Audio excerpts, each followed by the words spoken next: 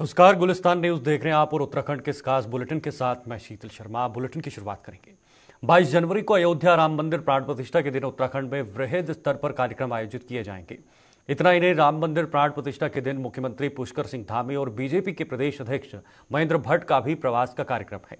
इसी दिन भाजपा प्रदेश अध्यक्ष महेंद्र भट्ट जोशीमठ में रहेंगे और वहां बीजेपी पदाधिकारियों और कार्यकर्ताओं के मंदिर में पूजा कीर्तन के साथ हवन करेंगे। वहीं मुख्यमंत्री पुष्कर सिंह धामी कहां प्रवास करेंगे यह अभी तय नहीं हुआ है। जल्द सीएम के प्रवास स्थल को तय किया जाएगा। इसकी जानकारी बीजेपी प्रदेश अध्यक्ष महेंद्र भट्ट ने दी है। देखिए, मैंने तो तय किया कि उस दिन जोशीमठ के अंदर नरसिंह भगवान जी के भव्य मंदिर में उस दिन मैं रहूंगा और वहीं पर प्राण प्रतिष्ठा कार्यक्रम को देखूंगा। नरसिंह देव बद्री विशाल के ही देव हैं और वो क्योंकि मैं बद्रीनाथ के मुख्य धाम पर पड़ाव पर रहूंगा तो निश्चित सीमावर्ती क्षेत्र पे भी भगवान राम की कृपा बनी रहे, इस भाव के साथ हमारा वहाँ रहना होगा। पूरे जोशीमठ के नागरिक वहाँ पहुँचेंगे, वहाँ की मातृशक्ति आएंगी। एक अच्छा उत्साह का कार्यक्रम है। मुख्यमंत्री के साथ चर्चा हो रही है और उनके लिए भी भव्य स्थान निश्चित रूप से तय किया जाएगा। 22 जनवरी को अयोध्या में श्रीराम मंदिर का प्राण प्रतिष्ठा का एक भव्य आयोजन हो रहा है, जिसको लेकर श्रीराम जन्मभूमि तीर्थ क्षेत्र ट्रस्ट की और सभी दलों के नेताओं को निमंत्रण पत्र भेजे गए हैं। लेकिन कांग्रेस के कई नेताओं के बयान सामने आ चुके हैं कि वह इस कार्यक्रम में शामिल नहीं होंगे। उत्तराखंड के पूर्व मुख्यमंत्री और वरिष्ठ नेता हरीश रावत का भी यही कहना है कि वह श्रीराम के दर्शन के लिए जाएंगे तो जरूर, लेकिन प्राण प्रतिष्ठा के दिन बीजेपी के निमंत्रण पर नहीं जाएंगे, क्योंकि बीजेपी इस आयोजन को चुनावी आयोजन बनाना चाहती है। इसलिए कोई भी दल का नेता या श्रीराम भक्त इस कार्यक्रम में क्यों शामिल होगा। उन्होंने यह भी कहा कि इसीलिए तो सभी शंकराचार्य भी इस कार्यक्रम में शामिल नहीं होंगे। बीजेपी के पास इस बार चुनाव के लिए कोई मुद्दा नहीं है, तो इसलिए राम मंदिर के सहारे ही जीत के सपने देख रही है। जो आमंत्रण आए थे उससे इनकार करने जाने से इस तरह की चीजें आ रही है, आप जाएंगे? देखिए, सब लोग अपनी सुविधा और भगवान की आज्ञा से जाते हैं दर्शन करने के लिए। जो भी तीर्थ स्थानों पर जाते हैं, ये हमारी सनातन परंपरा है और हम बिल्कुल जाएंगे। राम हमारे लिए आस्था है, राम हमारे लिए विश्वास है, राम हमारे लिए सब कुछ है। हम जरूर जाएंगे और मगर जब आदेश होगा तब जाएंगे। मगर भाजपा के निमंत्रण पर कोई क्यों जाएगा? और जिस तरीके से पूरे कार्यक्रम को, पूरे प्राण प्रतिष्ठा को जो है का भाजपाईकरण कर दिया गया है, संघीकरण करने की कोशिश की गई है, वो उचित नहीं है। और इसीलिए शंकराचार्यों ने भी कुछ आपत्तियां दर्ज की हैं। चारों शंकराचार्यों ने आपत्ति दर्ज की है और भी साधु संतों ने कुछ सवाल उठाए हैं। जो कांग्रेसी जाना आगामी 22 जनवरी को होने वाली राम मंदिर की प्राण प्रतिष्ठा से पहले उत्तराखंड में सभी जिलों में इस महोत्सव को सेलिब्रेट किया जा रहा है। इसके लिए संस्कृति विभाग हर जनपद में कार्यक्रम करने जा रही है। साहित्य एवं संस्कृति कला परिषद की उपाध्यक्ष मधु भट्ट ने बताया कि 14 जनवरी से आगामी 22 जनवरी तक प्रदेश के तमाम मंदिरों में स्वच्छता अभियान व रामकथा समेत कई कार्यक्रम आयोजित किए गए हैं। प्रभु श्री राम का भव्य दिव्य मंदिर बनने जा रहा है और करोड़ों हिंदुओं की आस्था है। प्रभु श्री राम की भक्ति को अपने भावों के माध्यम से, विभिन्न तरीके से पूजा अर्चना के माध्यम से प्रभु श्री राम का चरित्र का मानस पाठ जो किया जाएगा, प्रत्येक मंदिरों में वो पाठ किया जाएगा। अखंड रामायण और रामचरित्र मानस का प्रभु श्री जैसे तुलसीदास जी ने जो हमारी इतनी बड़ी जो काव्य ग्रंथ करा है, उसके अनुसार सुंदर कांड, कई उसमें कांड है, उनके अनुसार जो है अपनी श्रद्धा के माध्यम से मंदिरों में पूजा अर्चना की जाएगी। साथ में संस्कृति विभाग जो है 14 तारीख से हमारे जो उत्तरायणी का जो ये महापर्व शुरू होता है, उसके अनुसार जो से माननीय प्रधानमंत्री श्री नरेंद्र मोदी जी ने का आह्वान है कि मंदिरों में स्वच्छता हो, मंदिरों में अपनी पूजा अर्चना हो और मंदिरों को भव्य दिव्य तरीके से सजाया जाए और हमारे जो संस्कृति है, पूरे भारतवर्ष की संस्कृति, हमारे उत्तराखंड की तो बिल्कुल अलग ही अनूठी संस्कृति है। उस संस्कृति के अनुरूप जगह जगह जो है सांस्कृतिक कार्यक्रमों का आयोजन किया जाएगा। प्रभु श्री राम की भक्ति में जो है भजन की संध्याएं की जाएंगी। तो इस प्रकार से हम जो है 14 तारीख से हमारा जो है उत्तरायणी के महापर्व से शुरू होते ही 22 तारीख तक अनेकों कार्यक्रम चलेंगे, भक्ति भाव वाले कार्यक्रम चलेंगे। इसको हम दिव्य और भव्य तरीके से मनाने जा रहे हैं। तो वहीं अयोध्या में 22 जनवरी को श्री राम मंदिर में प्राण प्रतिष्ठा हो रही है, जिसको लेकर अक्षत कलश यात्रा सभी जगह चल रही है, जिसको देखते हुए विकासनगर के ग्राम फतेहपुर घाट में मंदिर में एक शोभा यात्रा निकाली गई।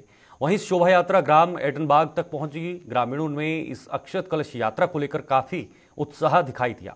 ग्रामीणों ने बताया कि 22 जनवरी को श्री राम मंदिर प्राण प्रतिष्ठा होनी है, जिसको लेकर पूरे देश में दीपावली का त्यौहार मनाया जाएगा। लगभग 500 वर्षों के बाद श्री राम अपनी जन्मभूमि अयोध्या में विराजमान होंगे। वहीं अब ये हिंदुओं का सबसे बड़ा त्योहार है।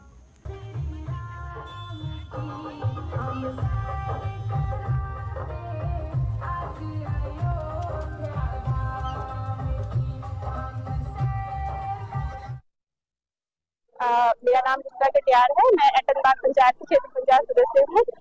आज ही हमने शोभा यात्रा फतेहपुर ग्रांट से निकाली है। फतेहपुर ग्रांट में जो अयोध्या जी से पूजित अक्षत आए थे श्री राम दरबार से, उसको फतेहपुर मंदिर में स्थापित किया था। फिर वहां से एटनबाग के हमारे सभी जो ग्रामवासी थे वो वहां गए और पूरे गाजे बाजे के साथ वो शोभा यात्रा वहां से अक्षत कलश लेकर आए और एटनबाग के जो सबसे प्राचीन शिव मंदिर है वहां पर उसको स्थापित किया। अब यहाँ से हम वो अक्षत हर घर में पहुंचाएंगे, जैसा कि हमें आगे से आदेश हुआ है। बिल्कुल बनेगी। ये हमारे लिए बहुत ही सौभाग्य की बात है और हमारे लिए सबसे गर्व का विषय है कि हमारे राम जी, हमारे भगवान, वैसे तो देखिए भगवान को कोई नहीं ला सकता, हम सभी को ही भगवान लाए हैं, लेकिन जो भगवान श्री राम का मंदिर अयोध्या जी में बना है उसके उपलक्ष्य में हम सभी दिवाली मनाएंगे और हम सबसे यही गुजारिश भी करेंगे कि हर घर में दिवाली बने। इस तरह की खुशी मनाई जा रही है। जैसा कि आप देख सकते हैं हमारे पूरे गांव की सभी मेरी माताएं और बहनें यहाँ पे इस प्रोग्राम में सम्मिलित हुई है। बुजुर्ग से बुजुर्ग महिला भी इस खुशी को मना रही है और हम सभी के साथ सम्मिलित हुई है और सबको देखकर ही आप खुशी का अंदाजा लगा सकते हैं। 22 जनवरी का दिन हमारे लिए दीपावली से भी बड़ा होगा। ये हमारे लिए आज के समय में सबसे बड़ा त्योहार होगा, क्योंकि हम अपने राम भगवान को वहाँ पे हमारे राम भगवान की मूर्ति स्थापित होने जा रही है, तो ये हमारे लिए बहुत ही गर्व का विषय है। जैसा कि आप सभी जानते हो 22 तारीख को हमारा श्री राम जी का मंदिर का निर्माण होना है अयोध्या में। तो उसी के उपलक्ष्य में जो अयोध्या से हमारे पूजनीय अक्षत आए थे उसी का वितरण करने के प्रसाद के रूप में जो कि घर घर जाएगा, हमारा वितरण किया जाएगा। और इसके साथ हम 5-5 दीपक दे रहे हैं घर के प्रत्येक घर पर, जो कि 22 तारीख को दीपावली की तरह ही हमारा उत्सव मनाया जाएगा। 22 जनवरी का विचार कैसा लग रहा है आपको? कैसा लग रहा है आपको 22 जनवरी का? जैसे हमारे वनवास में श्री राम जी इतने वर्षों तक रहे, वैसे ही हमारे भारत में भी 100 वर्ष से अधिक हो गए हैं वनवास काट रहे हैं। आज 22 तारीख का जो मंदिर निर्माण होना है, हमारे श्री राम जी जो महल में आने हैं, उनका बहुत बेसब्री से इंतजार है। उस दिन दिवाली मनाई जाएगी। बहुत मेरा मानना है पूरे विश्व में सबसे बड़ा दीपावली का उत्सव मनाया जाएगा। ये शोभा यात्रा निकाली कहाँ से, कहाँ तक निकाली आपने? फतेहपुर ग्रांट से शिव मंदिर से तहसील विकासनगर पर। आगे बढ़ते हैं। भारतीय जनता पार्टी आगामी लोकसभा चुनाव को देखते हुए अपना कुनबा बढ़ाने के लिए 15 जनवरी से अभियान चलाकर अन्य दलों के नेताओं कार्यकर्ताओं को पार्टी में सम्मिलित करने का काम करेगी, जिसके संबंध में बीजेपी प्रदेश अध्यक्ष महेंद्र भट्ट ने जानकारी देते हुए कहा कि हमारी पार्टी में जो लोग आस्था और हमारी विचारधारा के साथ आना चाहते हैं उनको पार्टी में सम्मिलित कराने का अभियान 15 तारीख से चलाया जाएगा, जिसके लिए पार्टी द्वारा तय कमेटी सम्मिलित होने वाले कार्यकर्ता के बारे में अध्ययन करने के बाद सहमति देगी, उसे पार्टी की सदस्यता दिलाई जाएगी और ऐसे व्यक्ति को पार्टी में नहीं लिया जाएगा जिसका कोई आपराधिक रिकॉर्ड होगा।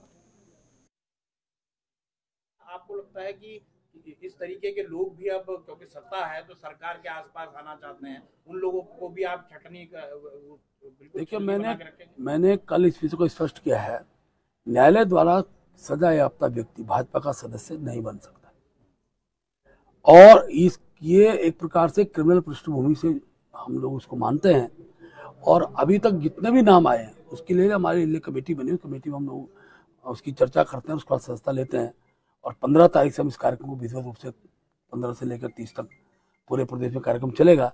मुझे लगता है 15 तारीख को प्रदेश कार्यालय में बड़ा कार्यक्रम लोग करेंगे। सर किस लेवल के ये लोग होंगे? अब लेवल जिस दिन व्यक्ति आएंगे देखिए सब बड़े लेवल के ही होते हैं इस पार्टी में आने वाले। हमने बूथ स्तर से लेके और लोकसभा स्तर के लोगों को इसमें श्रेणी में रखा है। जो जिस रूप में आते रहेंगे वो आप सबको सम्मुख होंगे। इधर हल्द्वानी के भनभूलपुरा थाना क्षेत्र में झोला छाप डॉक्टर से प्रसव कराने के दौरान हुई महिला की मौत के मामले में जिलाधिकारी के निर्देश पर बड़ी कार्रवाई हुई है। सिटी मजिस्ट्रेट ऋचा सिंह ने बताया कि झोला छाप डॉक्टर के क्लिनिक को सील कर दिया है, साथ ही 2 लोगों के खिलाफ मुकदमा भी दर्ज किया गया है। सिटी मजिस्ट्रेट ऋचा सिंह ने बताया कि इससे पूर्व भी उनके द्वारा इसी क्लिनिक सील किया गया था, लेकिन बिल्डिंग के बचे हुए हिस्से में दोबारा से संबंधित झोला छाप डॉक्टर ने इस तरह की गतिविधियां शुरू कर दी, जिसकी शिकायत के बाद क्लिनिक और बिल्डिंग सील कर दी गई है। साथ ही मुकदमा दर्ज कर कार्रवाई शुरू कर दी गई है। उन्होंने बताया कि शहर में अन्य क्लिनिकों की भी जांच चल रही है। उन्होंने लोगों से भी अपील की है कि झोला छाप डॉक्टरों के झांसे में न आए और अस्पतालों में ही अपना इलाज कराएं।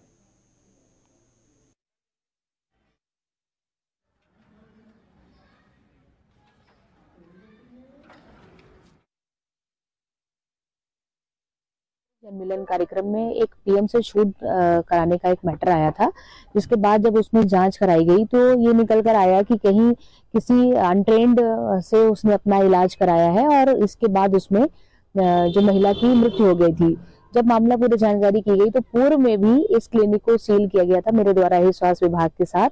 और उसके बाद उसने जो उसके बचे हुए शेष कमरे थे जहाँ वो निवास कर रही थी, उसने पुनः उसमें अपना डिलीवरी कराने का और अन्य जो महिलाओं के ट्रीटमेंट संबंधी उसने क्लिनिक को शुरू कर लिया था, जिसके संबंध में इसमें जब जांच कराई गई है तो महत्वपूर्ण साक्ष्य भी मिले हैं। मुकदमा वर्तमान में दर्ज हो चुका है।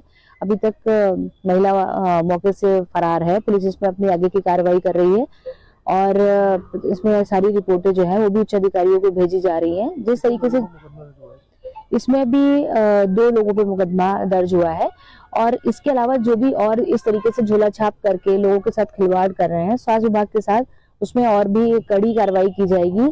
और मैं लोगों से अपील भी करना चाहती हूँ कि जो हॉस्पिटल हैं हमारे, जो हमारे सरकारी हॉस्पिटल्स हैं और जो जिनके पास डिग्री है उन्हीं से अपना इलाज कराएं। इस तरीके से लोगों की जानें जा रही हैं, उसमें आप सभी से भी सहयोग अपेक्षित है। बढ़ते आगे, जिलाधिकारी मयूर दीक्षित ने जिला विकास प्राधिकरण कार्यालय, क्रीड़ा मैदान, नरेंद्र नगर बाजार, खारा स्रोत पार्किंग, पूर्णानंद इंटर कॉलेज खेल मैदान, जानकारी पुल पार्किंग, ओंकारानंद घाट आदि स्थलों का निरीक्षण किया गया है। ओंकारानंद घाट पर सफाई न होने के चलते तथा संतोषजनक जवाब न मिलने पर जिलाधिकारी ने सफाई निरीक्षक मनोज बिष्ट का वेतन रोकने के निर्देश संबंधित अधिकारी को दिए हैं। जिलाधिकारी ने जिला विकास प्राधिकरण टिहरी गढ़वाल कार्यालय में चल रहे मरम्मत कार्यों का बारीकी से निरीक्षण किया। उन्होंने कार्यालय के प्रत्येक कक्ष का निरीक्षण कर अंतिम चरण में चल रहे कार्यों को जल्द पूर्ण करने, गेट को ठीक करने, कार्यालय में फर्नीचर आदि व्यवस्थित कर 20 जनवरी तक कार्यालय को शिफ्ट करने के निर्देश दिए हैं। साथ ही कार्यालय प्रांगण एवं बाउंड्री वॉल का एस्टिमेट बनाने तथा निष्प्रयोज्य सामग्री को नीलाम करने के निर्देश दिए हैं। जिलाधिकारी ने नगरपालिका नरेंद्र नगर द्वारा किए जा रहे कार्यों की जानकारी लेते हुए अनावश्यक बोर्ड हटाने तथा साफ सफाई रखने के निर्देश दिए हैं।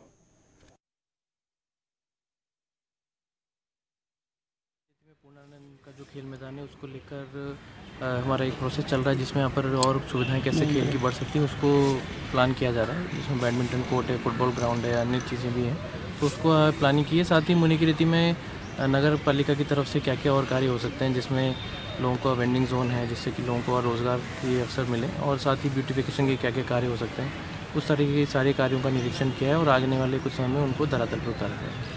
सर प्लान है वो ये है कि यहाँ पर जो अन्य गतिविधियाँ हैं और जो खेल की गतिविधियाँ हैं वो सारी पैरेलली हो सकें, क्योंकि ये हमारा अकेला ग्राउंड है इस एरिया में। तो अगर कोई मेले होते हैं या कोई सामाजिक कार्यक्रम होते हैं और साथ ही जो हमारे खेल की जो इंफ्रास्ट्रक्चर डेवलपमेंट होना सारा एक साथ हो सके, इसीलिए हम लोग यहाँ पर प्लानिंग कर रहे हैं।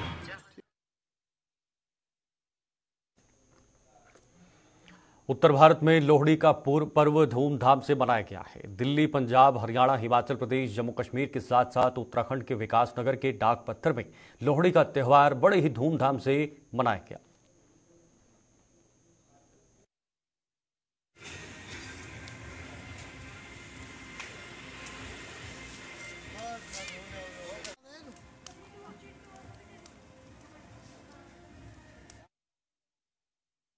का पावन पर्व मनाया जा रहा है और ये वास्तव में उत्तर भारत में मनाया जाने वाला एक अनोखा और हिंदू संस्कृति का एक त्यौहार है, जिसमें शरद ऋतु का समापन हो जाता है और वहीं ना वहीं बसंत ऋतु का आगमन हो जाता है। और ये 2024 में जो लोहड़ी का पर्व मनाया जा रहा है, ये कहीं ना कहीं हमारे लिए वास्तव में बहुत अच्छा पर्व है।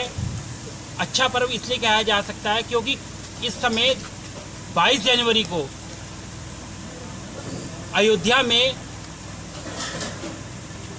में राम जन्मभूमि पर रामलला जी का प्राण प्रतिष्ठा का आगमन हो रहा है। और वहीं वास्तव में ये हमारे लिए लोहड़ी का पर्व और अयोध्या में रामलला जी का जो राम मंदिर बन रहा है, उसका जो स्वरूप है वो वास्तव में दुगना होगी।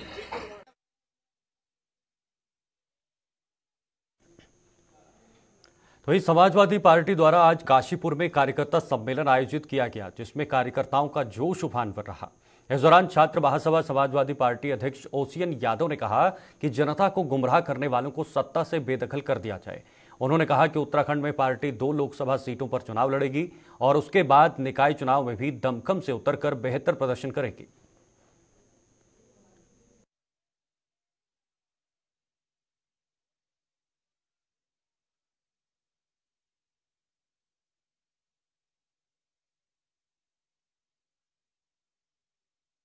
सीटों पे चुनाव लड़ेगी, है ना। हमारा राष्ट्रीय नेतृत्व ये चीज़ तय कर रहा है।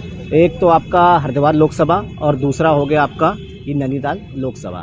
इन 2 सीटों पे पार्टी चुनाव लड़ने की मन बना रही है, तैयारी कर रही है। इसीलिए हम लोग को भेजा गया है। हम लोग पार्टी से लोगों को जोड़ेंगे और आज हमारा कार्यकर्ता सम्मेलन के साथ साथ कई लोगों को जिम्मेदारियां मिली हैं, जिसमें हमारे भाई साहब हैं जिनको प्रदेश महासचिव बनाया गया है, जिलाध्यक्ष बनाया जाएगा, आज प्रदेश सचिव बनाया जाएगा।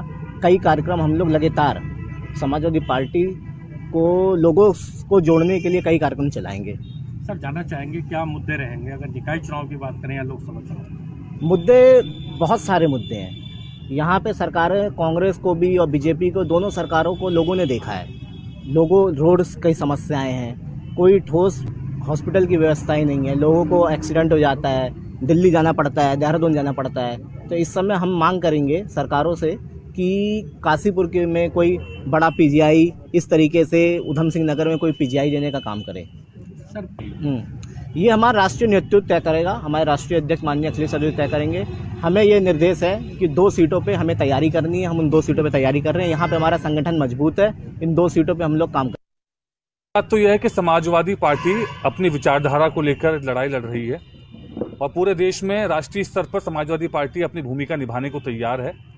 हम केवल राजनीति करना चाहते हैं जनता के हितों की, जनता के मुद्दों की। उसी संदर्भ में आज कार्यकर्ता सम्मेलन यहाँ पर आयोजित हो रहा है और हमारे साथियों का जोश ये बता रहा है कि आने वाले समय में न केवल काशीपुर में बल्कि उत्तराखंड में और देश के अन्य भागों में भी समाजवादी परिवर्तन हम लोग लेकर आएंगे।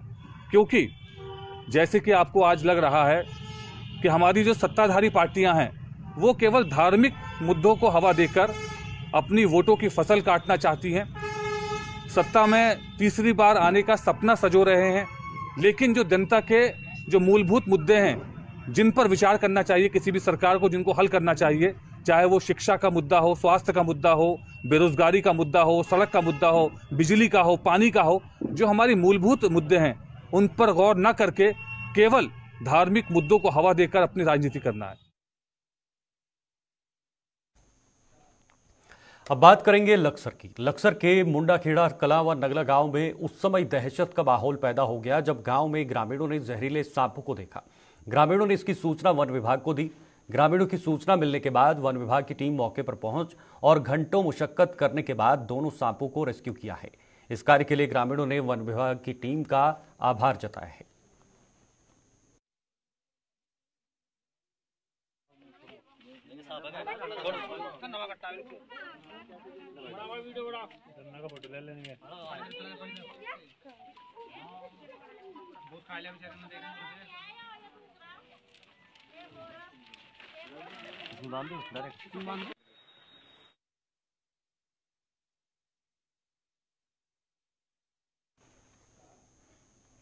इधर रामनगर क्षेत्र के ग्रामीण क्षेत्र में रहने वाली एक नाबालिग किशोरी के मां बनने के बाद इस इलाके में हड़कंप मचा हुआ है।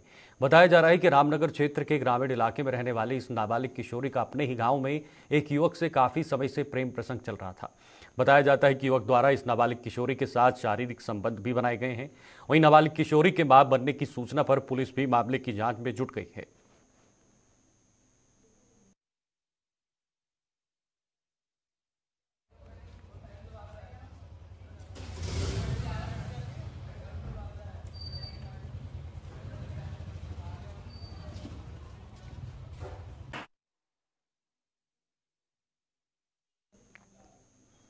उत्तराखंड के इस खास बुलेटिन में फिलहाल के लिए इतना ही। देश और दुनिया की तमाम खबरों के लिए आप देखते रहिए गुलिस्तान न्यूज़। नमस्कार।